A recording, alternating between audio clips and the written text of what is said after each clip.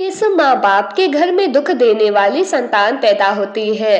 भक्तों, आज की कहानी आपके जीवन को बदल देगी। आपसे निवेदन है कि इस वीडियो को पूरा जरूर सुन लेना। कहते हैं जीवन में किए गए अच्छे बुरे कर्म कई जन्मों तक पीछा करते हैं। आप लोग इस बात को मानो या ना मानो, परंतु इस बात को झुटलाया नहीं जा सकता। हमें जो जो मिला है वो हमारे कर्मों की उपज है, और जो जो भोगना पड़ेगा वो बुरे कर्मों का परिणाम होगा। आइए पूरी बात मैं आपको इस मार्मिक कहानी के माध्यम से समझाती हूँ कि मनुष्य कर्म का भोग कैसे भोगता है, किसके घर में दुख देने वाली और कंगाल बनाने वाली संतान पैदा होती है। मित्रों, ये बात कुछ पुरानी है। किसी गांव में कंकुर और बजरंग नाम के दो कुत्ते रहते थे। दोनों के बीच बड़ी गहरी मित्रता थी। वो हर समय एक दूसरे के साथ रहते थे।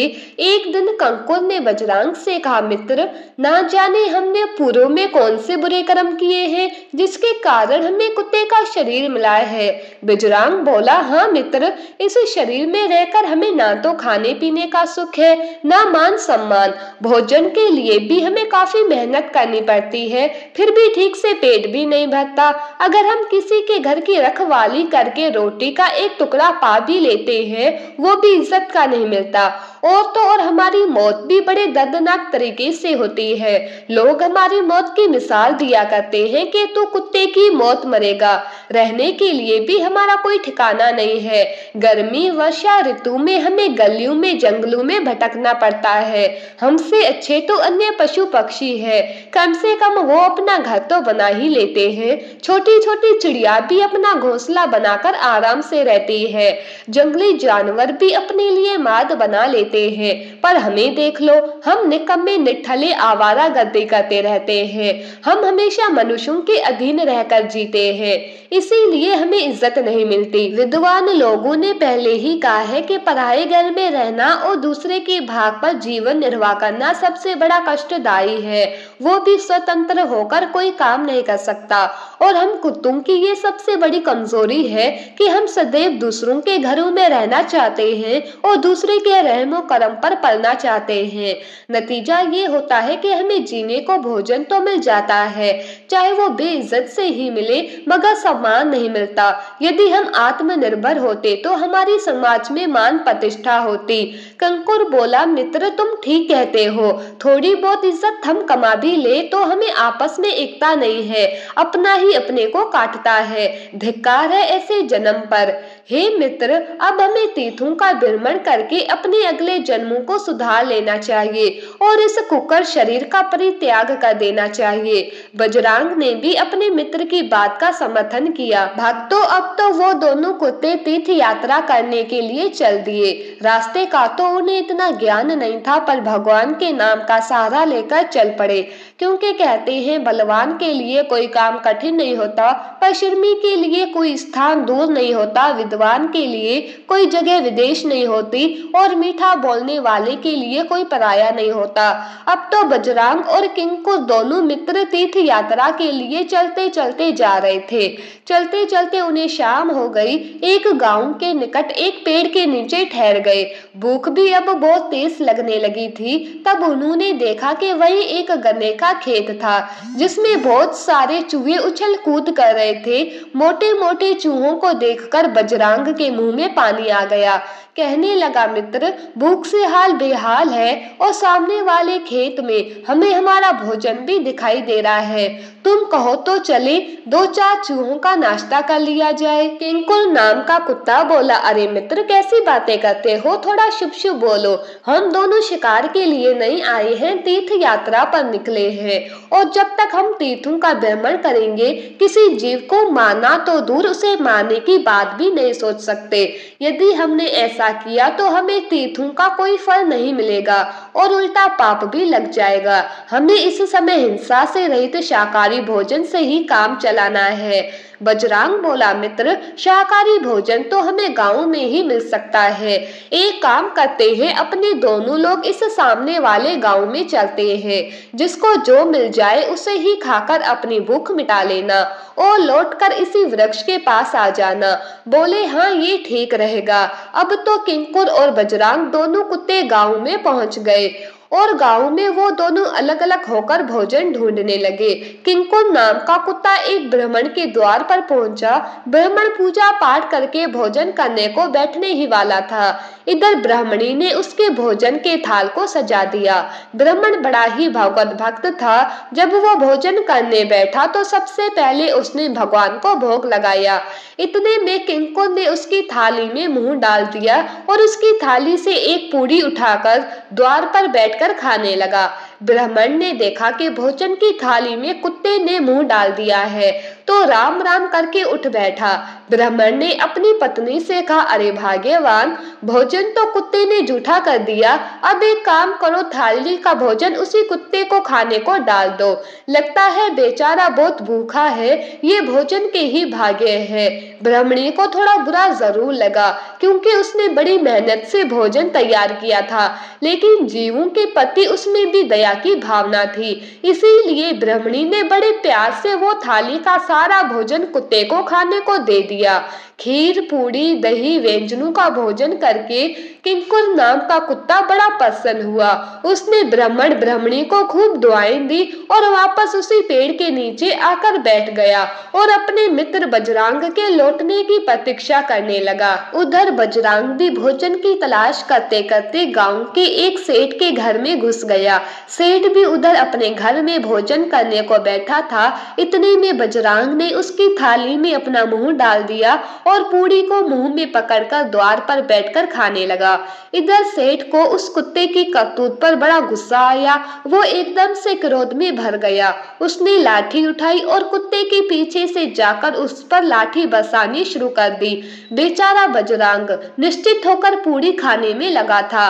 इधर जैसे ही सेठ की लाठी उसके ऊपर पड़ी, लाठी का भार इतना तेज था कि कुत्ता वही का वही बैठा रह गया। उसकी कमर टूट चुकी थी। वो घिसकता हुआ वहां से सरकता हुआ चलने लगा। उसने ये बात सपने में भी नहीं सोची थी कि एक पूरी खाने की उसे इतनी बड़ी कीमत चुकानी पड़ेगी। मनुष्य स्वार्थी होगा ये तो पता था, पर इतना निर्दयी भी होगा ये बजरंग नहीं जानता था। कमर टूट जाने के कारण अब उसे चला नहीं जा रहा था। उधर उसका मित्र किंकुर पेड़ के नीचे बैठा उसके लौटने की प्रतीक्षा कर रहा था। सोचने लगा, काफी देर हो गई, अभी तक मेरा मित्र नहीं लौटा है, कहीं वो किसी मुसीबत में तो नहीं फंस गया। यही सोचकर किंकुर बजरंग को तलाशने के लिए गांव की ओर चल पड़ा। गांव के निकट पहुंचने पर उसे अपना मित्र बजरंग दिखाई दिया, जो घिसकता हुआ जैसे तैसे गांव से बाहर आया था। उसकी आंखों से आंसुओं की धार बह रही थी। वो अगले दो पैरों से सरकता हुआ यहाँ तक पहुंचा था। किंकुर ने बजरंग की टूटी हुई कमर देखी तो बहुत दुखी हुआ। पूछने लगा, मित्र, तुम्हें इस दशा में किस पापी ने पहुंचाया? तब बजरंग ने रोते रोते सेठ का निर्दयतापूर्ण व्यवहार अपने मित्र को बता दिया। सेठ की दुष्टता के बारे में जानकर किंकुर का खून खौल उठा, मगर वो कर भी क्या सकता था। वो एक मूर्ख पशु जो ठहरा। बजरंग बोला, मित्र, मेरा जीना और ना जीना अब तो एक सा हो गया है। सेठ ने मेरी कमर तोड़कर मुझे तीर्थों का भ्रमण करने से भी वंचित कर दिया। अब इस टूटी हुई कमर के साथ मैं और जीना नहीं चाहता। मुझे तुम किसी तरह से यहाँ से ले चलो। अब मैं अपने प्राण त्यागना चाहता हूँ। मित्रों, किंकुर जैसे तैसे करके बजरंग को वहां से लेकर आगे को गया और एक नदी में कूदकर उसने अपने शरीर का अंत कर दिया। किंकुर ने भी अपने मित्र के साथ प्राण त्यागने का निश्चय किया। इस प्रकार वह दोनों कुत्ते नदी में कूदकर अपना शरीर त्याग देते हैं। तीर्थों का भाव लेकर वह दोनों निकले थे, इसीलिए भगवान ने उनके आगे पीछे के सारे पापों को नष्ट कर दिया और उन्हें मनुष्य शरीर में भेजने का निश्चय किया। भगवान की प्रेरणा से किंकुर ने तो उसी ब्राह्मण के घर पुत्र रूप में जन्म ले लिया और बजरंग ने उसी सेठ के घर जाकर जन्म लिया।